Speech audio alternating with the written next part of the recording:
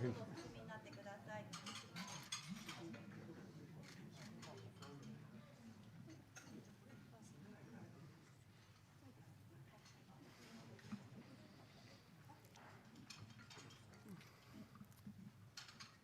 Okay, ready? Take pictures first.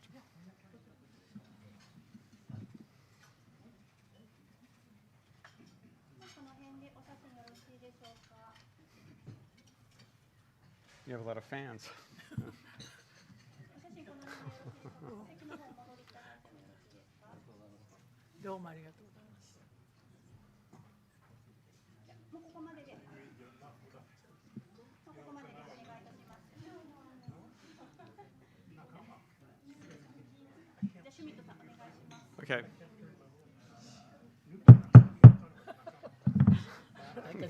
Like a judge. Good afternoon, everyone. Barely afternoon. Welcome to the luncheon with Natsuko Toda-san. Thank you. I'm Randy Schmidt. I'm currently vice president of the club and also a filmmaker who has done some subtitling himself, and very interested to hear what Toda-san has to say. I think we can expect a longer speech than usual and less time for questions, perhaps 45 minutes.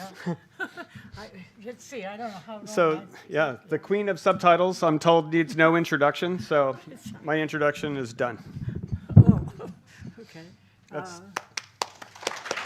Thank you very much. Good afternoon, everybody, and thank you for coming for this session. I was asked to talk about my job and my career as a subtitle translator of motion pictures. And it's a very specialized, unique field, and people know so little about it. So I just wanted to talk about it, and so that leaves maybe less time for Q&A. But I thought you were interested in listening my story, so that's why I prepared. And as you can see, I'm not a fluent English speaker. I could work with sentences, but not the ear and mouth. And I'll tell you how it happened that way in the middle of my speech. And I said the subtitle is a very specialized job. And when you translate foreign films, there are two options to translate it. One is dubbing, and the other is subtitling. And that's the two ways. And when the silent films made way to talkies in the 1930s, the country faced the two options, whether to subtitle the dubbing. But at that time, there was no dubbing studio in Japan and no voice actors then. And so we had to turn to the subtitling. And luckily, people accepted subtitling because this is a country with high literacy, you know. Everybody could read characters, Japanese sentences. They accepted subtitling, and they enjoyed listening to the real voices of the actors, which is one of the charming points, I think, with the dubbing. You could hear the original voices. With dubbing, it's a voice of different voice actors. But we want to hear the real voices of Tom Cruise, you know. And that's how it's settled. We accepted subtitles. And that's how it happened when the talkies came in. But then the unfortunate war happened, and they banned all the foreign films when the war started, because it's about enemy art. It portrays enemy people, their life, their ideas, so they banned it. And so we are really isolated in a way in the culture from the rest of the world. And I have prepared something for you. so the war ravaged, and the war ended, and you know how it ended. We lost it, of course, and dark, very miserable period followed, and this is where I came into the picture. When the war ended, I was like a 10-year-old, and the whole city was burned to the ground. It was in total ruins.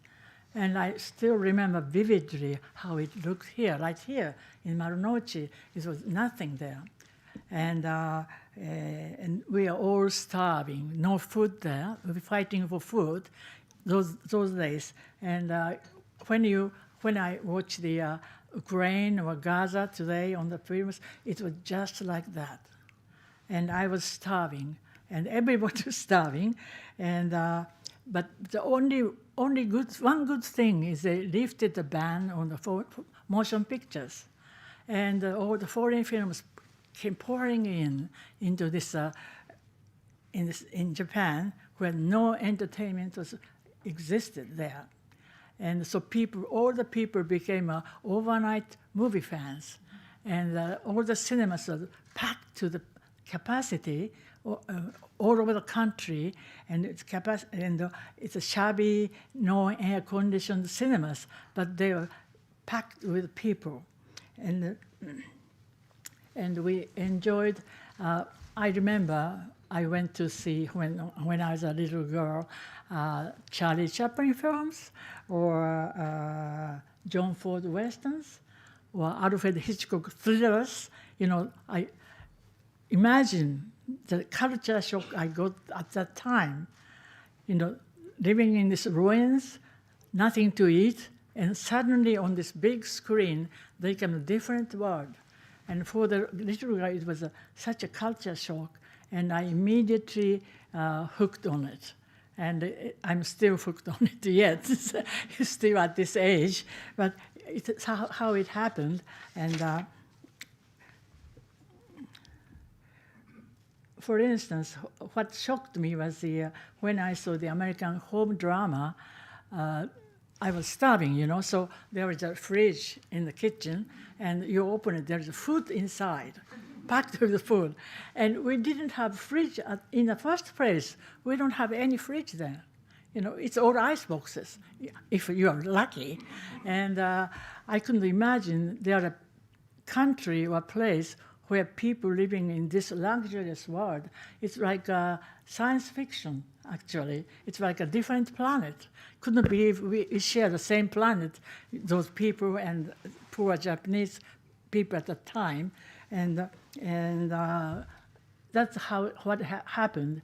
And I went to I was 10 years old about that, and I went to the junior high school. And that's when the English classes started with me. And of course, English was banned during the war. No English was allowed. Even the baseball terms were in Japanese, translated into Japanese. They can say safe or out. We couldn't. So they said yoshi for safe and dame for out. You know, that kind of period. You know, so I was at that time already, I was into films. It was such a wonderful media, and I was into films. And I have a great interest in learning English. Because when you love something, you want to know everything about it. For instance, if you have a boyfriend or girlfriend, you want to know everything about him or her, like his name, what's her hobby, where do they live, you know, that kind of thing. Everything you want to know about the things you love. And in my case, it was not the boyfriend, but the movies. So language was one of that things I didn't understand and wanted to learn.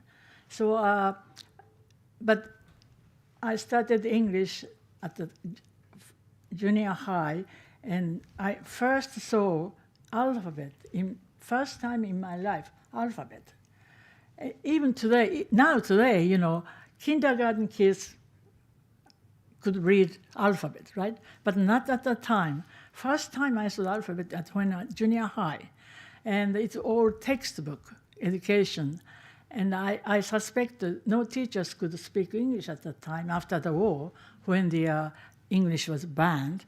So it's all by books and grammars and those, nothing with conversational education was zero. You know, that kind of thing I was grown up. And, yeah, and that's how it happened, my relationship with the English. But still, the education was really one-sided, just textbooks and no conversation. But still, it didn't stop me learning English because I loved movies so much. It encouraged me to learn more. And so I didn't actually like English, but it was a bonus of the love for the movies. It's a bonus for that love that I took interest in English. But it's all by books and characters. And I liked movies. I kept watching them.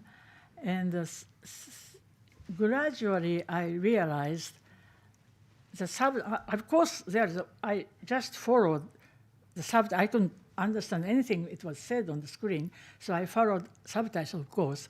And I realized subtitles are not exact word-to-word translation. It's abridged, made it shorter. And I realized that. It's not a literal translation. It's abridged, very omitted kind of translation. And that interested me. It's not a regular translation, but you could use your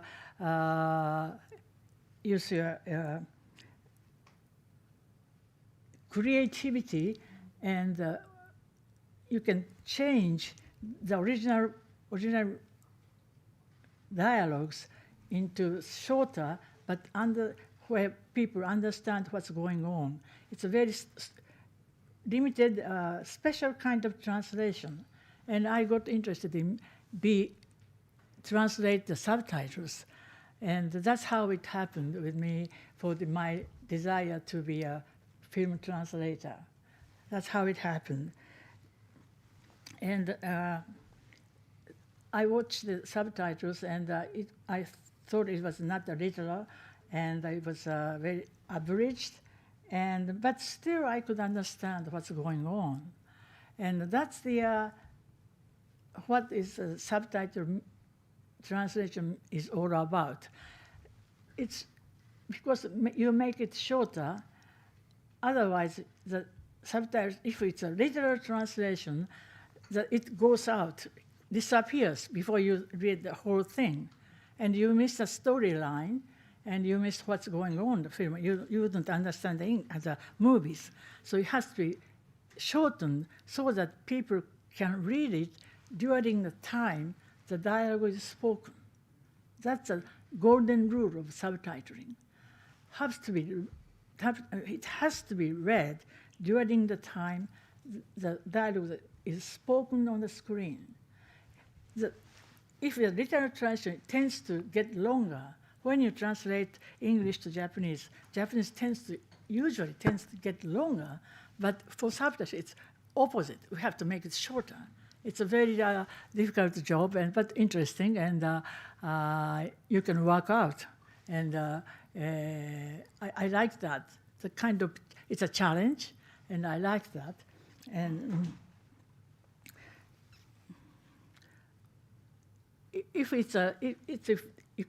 it's too long and audience can't read it, it's no use. If it's a beautiful translation, but if audience can't read it, it's for nothing. It doesn't make any sense. So that's a golden rule of subtitling. That's how it is done. Always limited by the seconds the dialogue is spoken. So that's how we work on every film. Within the time of the dialogue is spoken. And we make the original sentence shorter so that every audience can read. And you go to movies to watch, enjoy what's going on the screen. You are not going there to read subtitles. It has to be there because people don't understand English, so it has to be there. But what you want to see is what's action, drama on the screen. So that's when the subtitle is long, you miss all the fun of the film watching. So that's very important to keep that golden rule. So that intrigued me, and I wanted to be a subtitle translator rather than a regular translator, like books. It's a very literal, word-by-word translation, but subtitles are different. You have to have creativity and ingenuity, So I was fascinated by it, and I wanted to film translator. But it was a very limited, strange, small field. And at that time, it was like 40 years ago, and still is. The motion film subtitle translator is less than a dozen in Japan. Just that small field. And when I wanted to be one of them, they were all, men, gentlemen, over in middle ages, and no place for young college graduate like me, and I realized it's going to be a very long waiting and a battle, and indeed it was a very long battle. It took me like 20 years to get where I wanted to be. I waited 20 years to start working as a subtitler, and it was not an easy job to get into, and it's such a, only a dozen people could translate all the films imported in Japan. They could do that. So if there are 20, some of them wouldn't be, they wouldn't have a job to do. So that a dozen people is enough for the whole imported films. So it's only a very, very small handful of people could do the job, and I wanted to be one of them, but it took me 20 years to get into this group. And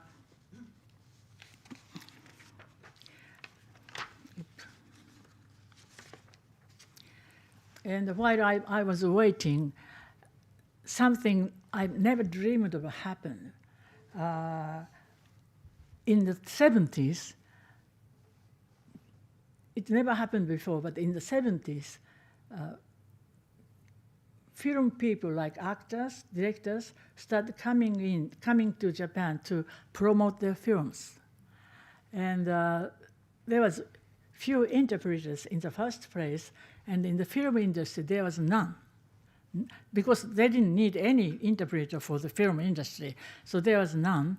But people started coming in, so they needed someone to translate, interpret, and they all knew I wanted to be a subtitle translator, so they thought, oh, she's translating English, maybe she could speak English as well. They were very wrong. I have never spoken a word of English at that time. I was close 30 years old, but I never actually spoke with any foreigners, and much less in front of people. But they asked me, you do this press conference. Can you imagine my first experience, press conference? How frightening. Perhaps I made a mess of myself, but I tried my best. And because I was a movie fan and have a reasonable knowledge of Hollywood or art of filmmaking, so that saved my bad English. And I got over this big ordeal. And it's a beginning, and they started asking me to interpret for the film people whenever they come to Japan. And I was really terrified. It's something I didn't want at all. It just fell on me, And I started to be the film interpreter for a long time.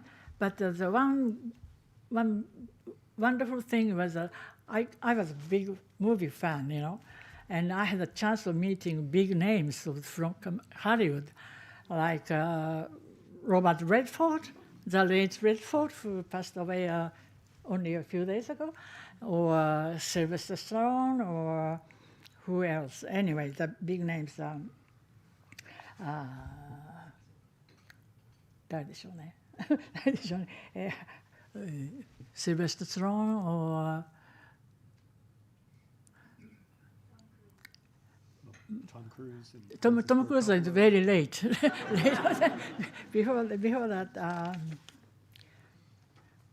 Clint Eastwood, Meryl Streep, and just to name a few, those great people, whom I would never have the chance of meeting otherwise, Just because I did this very bad interpreting, I had this great opportunity to meeting those great people, and they are wonderful, all the wonderful people.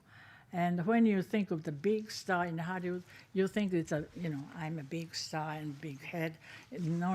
It's when you get the top, they are all very considerate and very, really people I could respect. They're really great people. And I enjoyed working for them for a long time. And it's something, my bonus of doing the things I didn't want to do. And one of the people I met changed my life. And it was Francis Coppola, who made the Godfather. And after he had already made the Godfather, he's a huge director, huge name in the movie. And he was shooting Apocalypse Now at that time. Do you know that the spectacular film about the Vietnam War? And he was shooting that film, and they shot it. All the shooting was done in the Philippines, in the jungles. And Coppola, it was a very difficult film to shoot. It's a war film. It's all for real, not CGs, it's all done for real.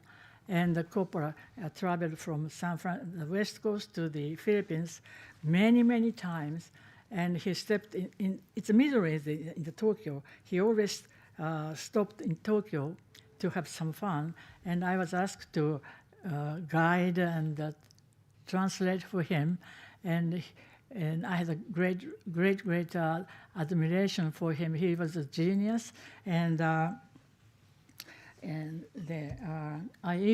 he even invited me to go to the Philippines to watch the location, and that kind of filmmaking is no longer done.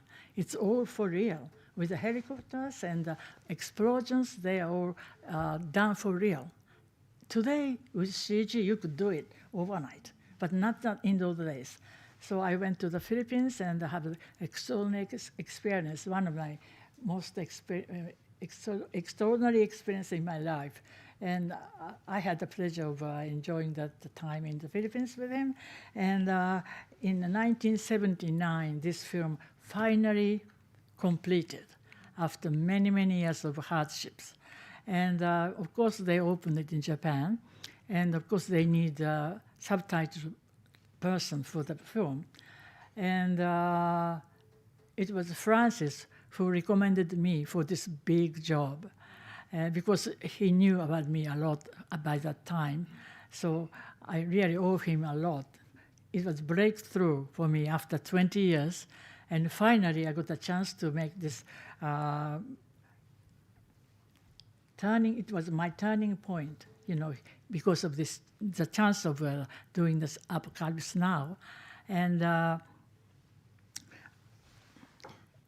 I really, it was a big breakthrough, and I finally reached the point I wanted to be the professional film translator.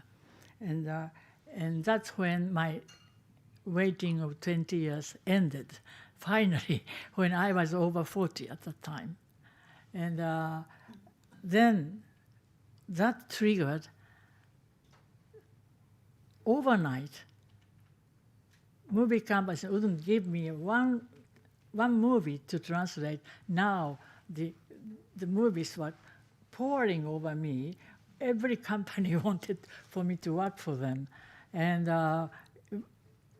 it's like overnight, situations changed. I was offered one title a week. And so that makes 50 titles a year, because there are 50 weeks in a year. So one title a year, you work on 50 titles a year, and that I kept at it for like 33 decades or something.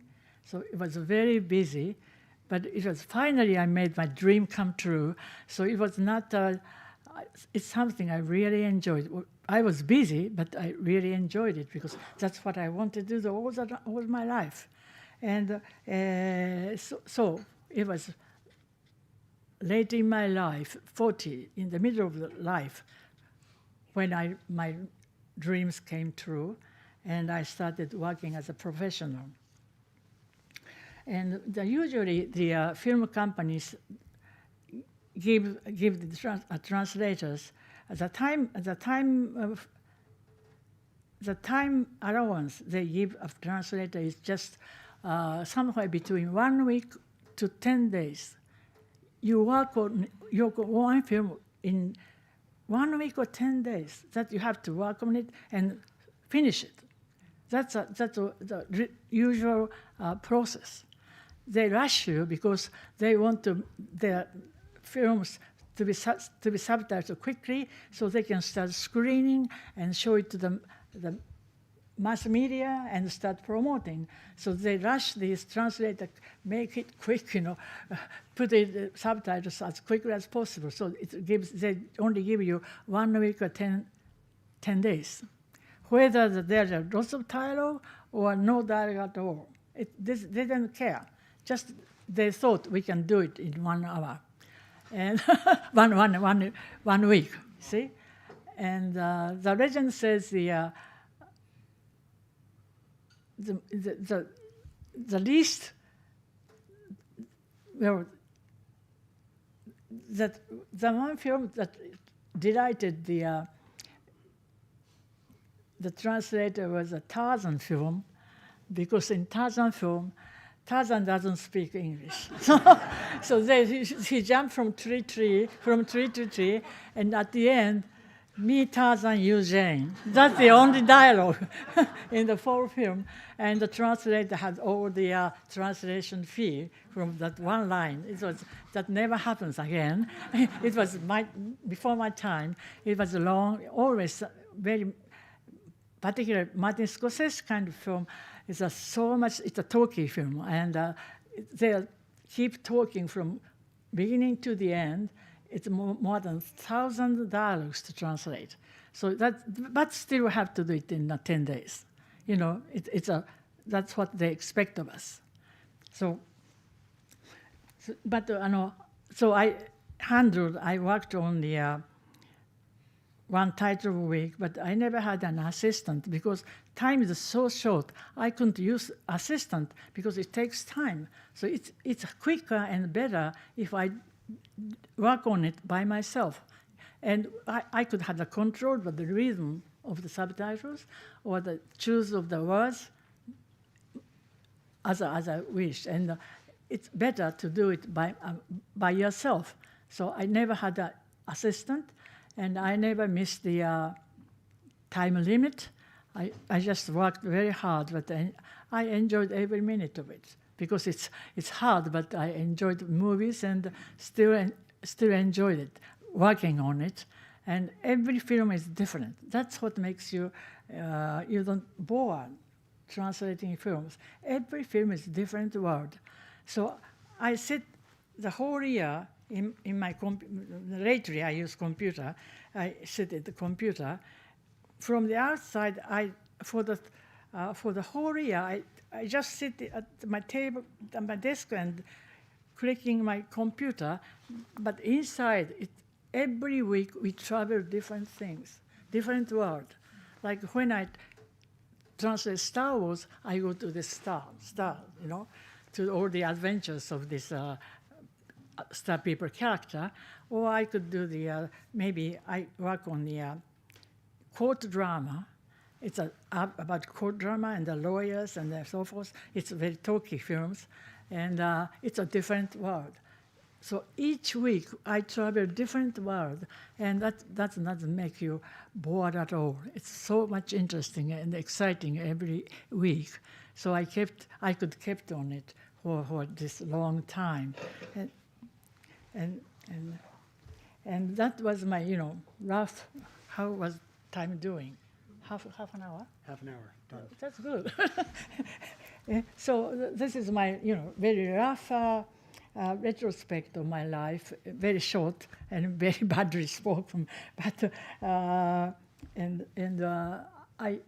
did enjoy every minute of it, and because it was what I love. I love movies, and which I still do, and it was a driving force that kept me going.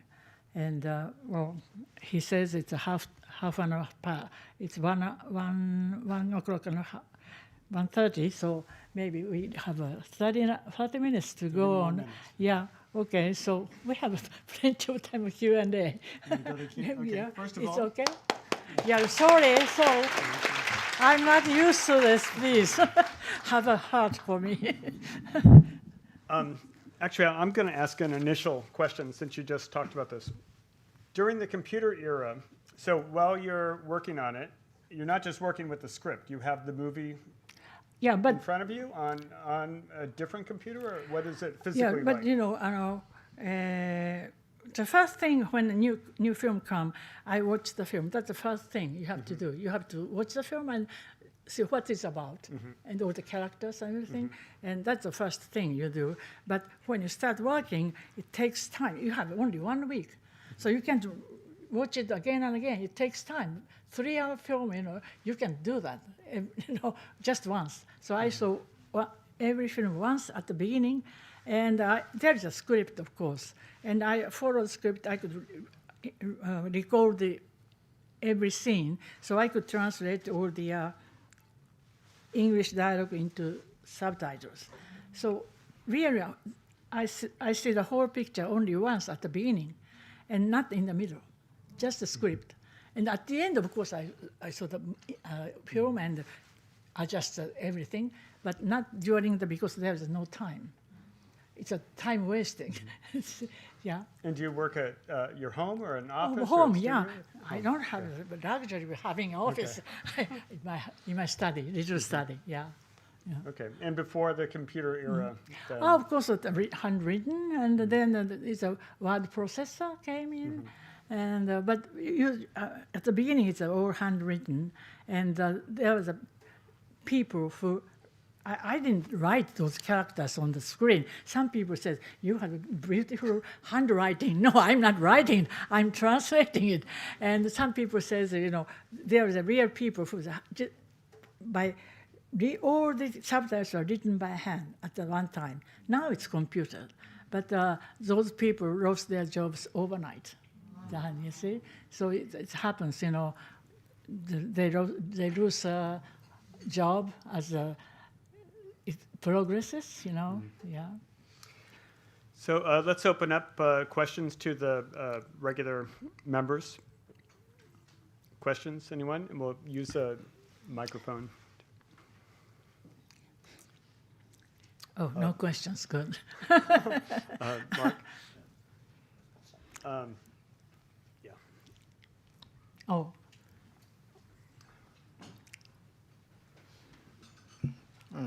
Thank you, Ms. Toda, for a very interesting presentation. Really? Thank you for saying that. My name is Mark Schreiber. Hi. I'm a good friend of your friend Dave Spector, by the way. Oh, He okay. asked me to say hello to you. Oh, okay. Dave, okay. I'm a freelance writer and also a translator.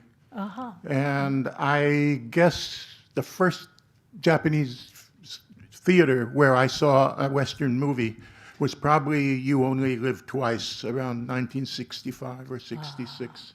I came here with my parents that year. So, of course, I couldn't read. The only thing I could read in your subtitles was the hiragana no, which looks like the letter E reversed. That's where I started learning to read Japanese, just from that one hiragana. But anyway, I'm aware that there are things in movies that the average viewer doesn't know about. And I'll give you an example. Lots of it. Yeah. I recently, well, not recently, but a few years ago, I watched the Japanese version of Tora, Tora, Tora, which of course is about the Pearl Harbor. Okay. Now, in the Japanese version, Atsumi Kiyoshi makes a cameo appearance as a cook in the aircraft carrier. That was taken out of the U.S. version. I can see the reason why is that it's just a joke to put Tora-san in the movie called Tora, Tora, Tora. Yeah. See, that's anyway, that's a difference, This gives me the question that you see scripts and things before they wind up on the screen. And are you aware, it's not necessarily censorship, but for various reasons, things get taken out of the American version of the film. Not talking about nudity, right? Just other things. Are there things taken out which we don't see here in Japan because for some reason the distributor or the government or something doesn't want to use it? No, not to my knowledge. All I see is the finished version, the released version, so nothing changed after the first viewing. Yeah. But as you said, there are many differences, and the things we don't know, you know, then it's difficult to make them understand. But the most difficult thing was the humor, jokes. It's impossible to translate. It's when it's easier to make people cry. People cry at the same occasion, like you lost a loved one, or you lost a family, or you won the Olympic Games, and they cry, and we understand the heavy emotion.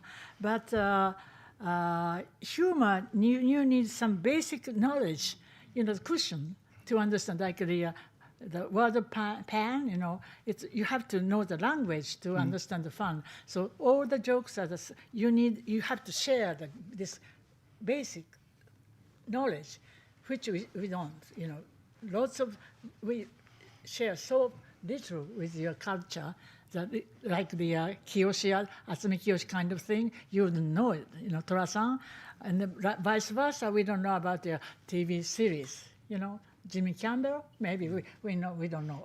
So it's that comedies, verbal comedies are the most difficult genre. Yeah, from my experience. I've seen some excellent examples of translation of funny parts when they completely changed the Japanese from what's in the English, but it's still funny. Okay. But there are people who understand the English by listening. So if I change too much, it's not what is being said. If the audience laughs, so it doesn't matter. It's a delicate thing. You can change the total dialogue. Okay. You have to respect the original title. Whether the audience would understand or not, we have to respect the original dialogue. Yeah. Does the studio ever edit what you've done or complain about something or change something, or do you have final cut over subtitles? No, final cut, then they don't have any say into the translation. Yeah, but maybe one example is the title. We change the title, original title to Japanese title. And your studio asks us to translate the Japanese title into English, and they want to check that if it's the right title. But our language is so different. One thing is amazed me is what was the title? Carnal knowledge or something like that. Or no. I forgot that. And at this moment, Japanese title was Smile of Ice, 氷の美少。ね。女優さんが出る映画でした。スリラーのね。で、氷の美少ってin Japanese, it's a beautiful title. See? but they want to retranslate in English, and they translate smile of eyes. The Americans would, what's this? Smile of eyes? Doesn't be anything. And what movie was that? 誰だっけあの女優さん。 Follow up. 最初ね。 What? I have a follow-up question. Okay. Oh, basic. Title, but basic instinct. Basic instinct. Basic instinct. Yes, see? So, that kind of thing happened. So they don't understand Japanese nuance. It's a beautiful title in Japanese, but not smile of eyes. And what wasn't the Last Samurai written in, writing samurai in katakana? What kind? The Last Samurai? Last samurai? Katakana? I thought I remembered. Maybe I'm wrong. Okay, sorry. You have a follow-up. You mean the Yeah, title? you mean that I mailed to you the other day? You want the follow-up now? Yeah. Yeah, okay, please.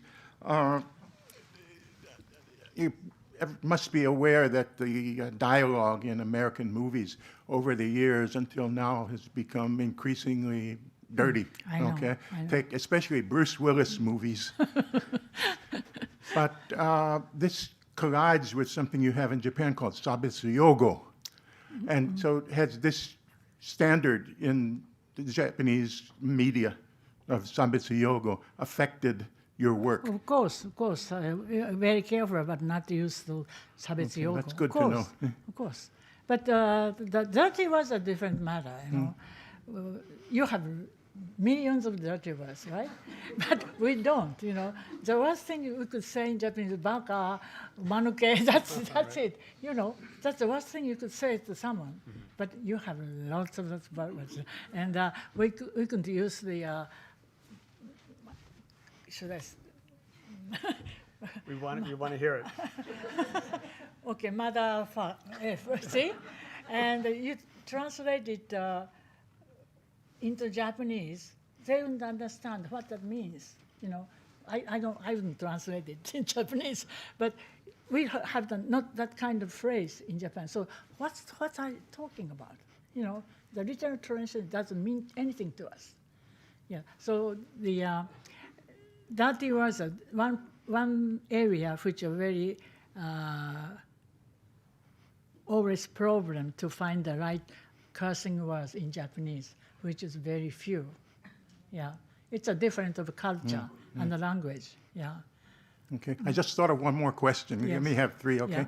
Yeah. It's very simple. Is the super subtitles or fukikomi-ban, the overdubbing, Yeah. dialogue, contents exactly the same? No. It's because it's a dubbing. You could hear by ear, and you could hear simultaneously. But reading needs time. That's why we have limitation of the characters, because it takes longer to read. And more editing, huh? Yes, yeah. Yeah, So okay, yeah. thank you. So, but the dubbing has a problem. They don't have this restriction of character, but they have lip sync. So lip sync is another difficult thing. I never Well, did. it's now with AI, especially for animated movies for kids, you want to have dubbing, and then you can change the lip sync when you change the language. But not in a regular film. You Yeah. can change. So, Well, you can actually. but not now. Technology from yeah, I know. You past could do few that. months, you can do it, yeah. For a few months? I don't know. Yeah. Anyway, at the present. Yeah, you can't do it that. hasn't been done for Yeah, live action. So feature they have film. problem lip syncing for the dubbed version. Yeah. Okay, more questions? Okay. Could you share with us about the most challenging subtitles that you worked on, and the most rewarding experience that you have had as a subtitle translator? First was the difficult one. Challenging subtitles. Well, very recently, Tom Cruise Mission Impossible, the latest one. Have you seen it? It's enemy is not the person; it's a computer, but the AI. Very complicated storyline. AI, and I'm really not a computer person. I'm really analog person, and that film is all about AIs and the advanced technology, and there are lots of dialogues, very complicated stories. So it has a very hard time, and there was so little time to do it. And the problem today is that in the film, if it's in the can film age, you can change anything. It's on the film. You can change anything on the film. It's a can. But with the digital, you can change anything. Like the digital camera, you can change anything. With the, you can change the pictures, images. But so movie is the same. You can change everything to the last minute. And the directors want to change it for better, of course. So they keep changing, up to the While you're in the middle day. of working on the subtitles, Yeah. they're changing the They content of the every movie. day. We change this, we put this thing new, and we delete this thing. It happens to the releasing day. And you imagine my, it's a really thing with happened. I really don't, I miss the film days, You can change anything. It's in the can. You can touch it, Questions? Most of that. Oh, the other one. Rewarding experience. Not rewarding. I can think of, but maybe the fact that I talked about Francis gave me a chance at the Apocalypse Now. Maybe that's a very rewarding thing. It changed my life, so it's a very big thing. He invited you to the Philippines. Did you go? Of course I went. Okay, great. It was in the jungle, and it's a huge location. There are lots of open sets all over. Which scenes were you there to watch, or did you see Brando? No, he was not there already. He's gone. Right. I watched the bunny girl scene. Right, bunny the girl scene, Playboy bunnies. Yeah. and bridge scene, and the end that Marlon Brando's in that temple or whatever. Right. Yeah, he was not there, but I saw. And the French plantation. Yeah, it's a beautiful the scene set. that was cut from the original. Yeah. Right. Yeah, that must have been great.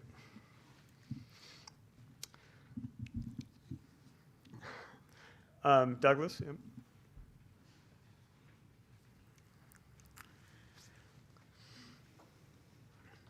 Hi, I'm Doug Montgomery. Thank you so much. Thank you. First of all, let me apologize because I have two jobs I've done in the past, one for a studio and one for a film festival.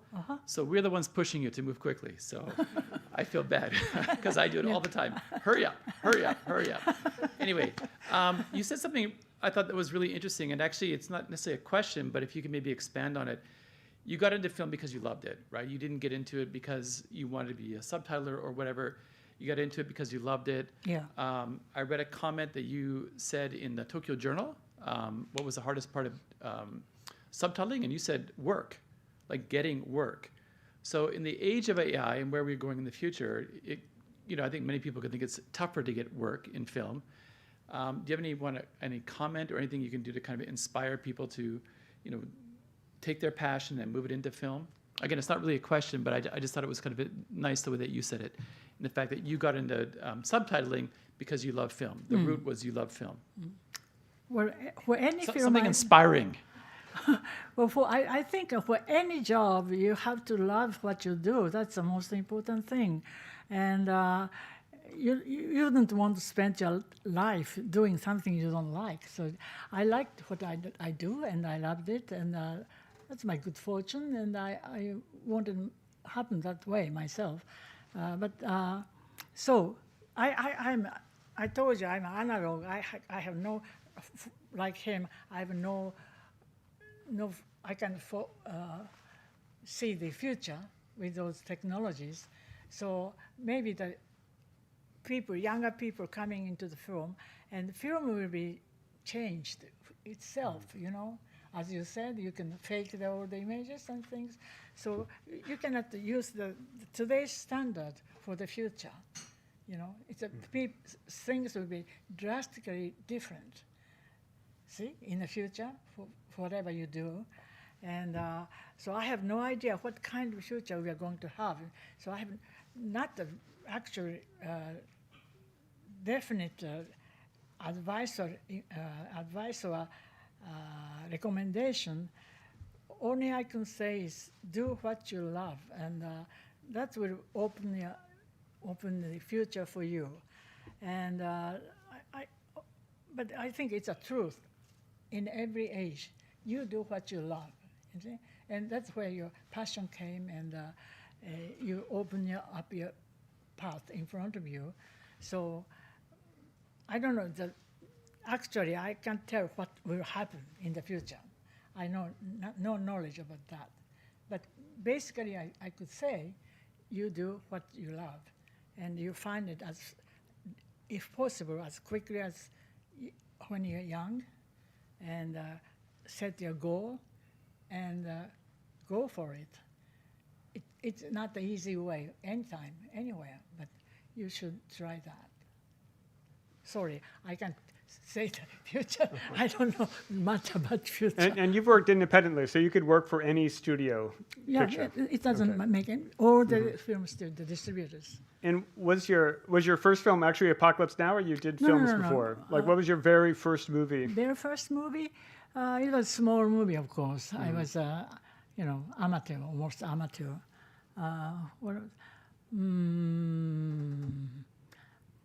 Some documentary I did, that kind of thing, yeah. And lots of, before Apocalypse, there are many films I did. 007, yeah, many, those films. I did most of the 007 and lots of action. Oh, was that starting with You Only Live Twice, or Yeah. the one that took place in Japan? I didn't do the Sean Connery series. I did with the Roger Moore. Oh, okay. Yeah. Live and Let Then, Die. Yeah, and- yeah. I started with that. The rest of the 007, yeah. And the Star Wars, and some Star Wars, maybe first 3 episodes. Yeah, there are many before the apocalypse. It's amazing. Yeah.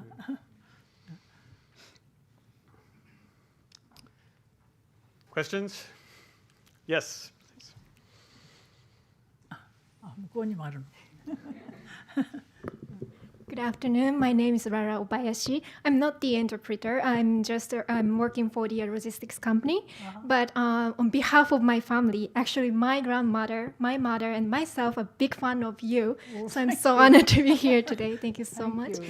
My question is very simple. How did you input a lot of beautiful Japanese? Because I assume for the interpreter, it's important to input the Japanese, because you have to translate it into Japanese from English. Sure, yeah. So I want to know the tips. How did you get the beautiful Japanese? I don't know if it's a beautiful or not, Yeah. but it's a really, you have to translate instantly, Yes. You have no time to think about it. So it just came out from simultaneously, and I don't make any effort. It just came out of my mouth. And that's because I read lots of books, that's why I have a stock of Japanese phrases and Japanese words. So you have to have you have to study Japanese language in the first place. Not just the foreign films, but foreign languages, but the Japanese is a basic to study and that is to read books. Yeah, read books, and there's so many information in Japanese great books, and just for fun at the beginning, you really should lots of books, and it came out if you have that input in your head, Yes. and the good words came out from you, I think. I read your book, like Keep Dreaming On. That was okay. really good purpose. Thank you very much. Thank you. Thank you very much. Thank you. So I think it's really interesting that you would think a job like subtitling would sort of stay in the background and you wouldn't become so well known in Japan. And yeah, that's really interesting. I can't imagine. Maybe the interpreting because it's in the open for the public. When you do press conferences. Yeah. And not the real subtitles is really in the back. They don't come out, you know. They don't know your faces, of course. But in my case, it's a different. I did both, you know, the interpreting and subtitling. And I'm the only one who have this, as we say, wear two shoes at the same time. Yeah, I'm the only one because the time was. But then becoming more famous also makes you a target for some criticism as well. I don't know if you want to talk about that at all. I really don't read any of them because if they write whatever they like without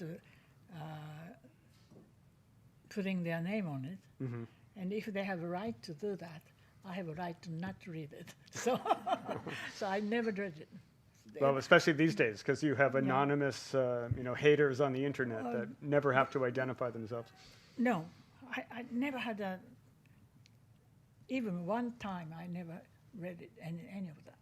Yeah, but it doesn't make any meaning. I don't think it's a waste of time. I do whatever I'm doing. I give it my best. So what can you say about it? You know, I know I did my best. So people say whatever they like. Well, go ahead. But I'm not. I don't care. Excellent. More questions? Yes, sir.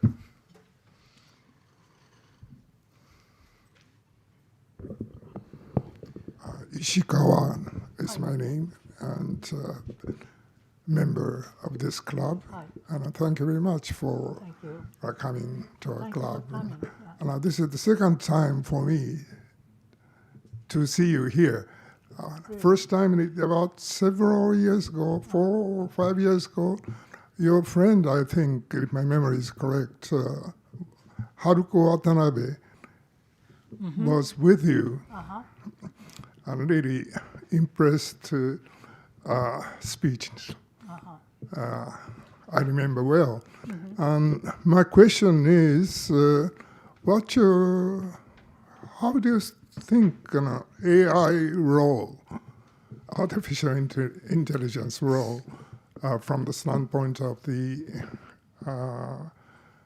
subtitle translator? Is it possible for AI, if improved, can So I kept overtake telling you I'm much not- of the work? I'm not well versed in those areas, but one thing I could say is I tried this translation app, and it really did a quick job, you know, from Japanese, from vice versa, and they're not 100% perfect, you know. You need some adjustment, but anyway, it's a very quick translation, and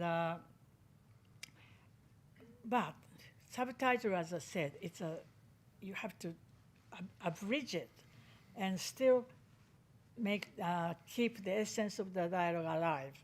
So it's some technique where the computer at this stage cannot do, because it has all emotions.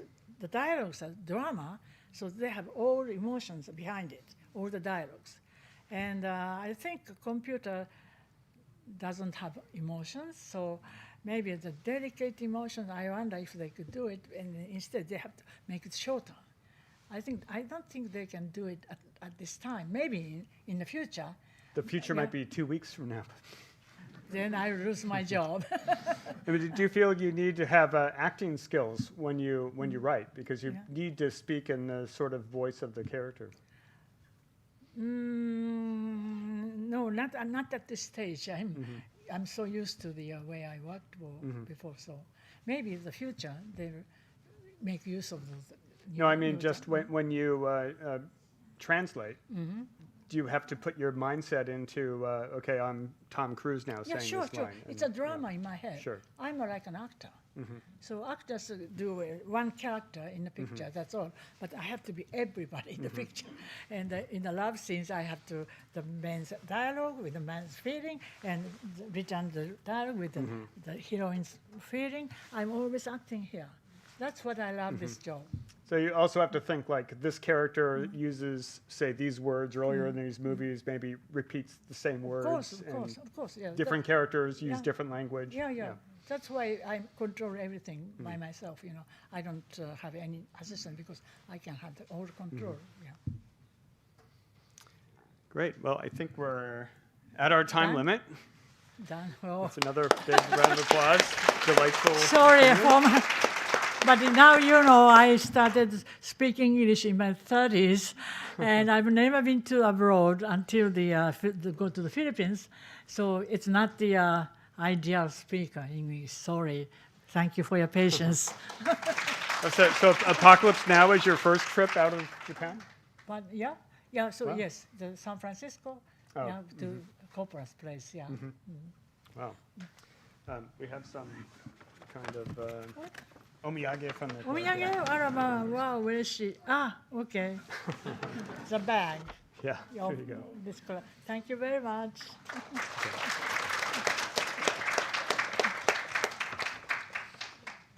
So we are done? Okay. Oh, I have to do this. I'm told. How many times? Okay. どうも In Japanese, お粗末でした。I don't know how to say it in English. お粗末でした。お疲れ様でございます。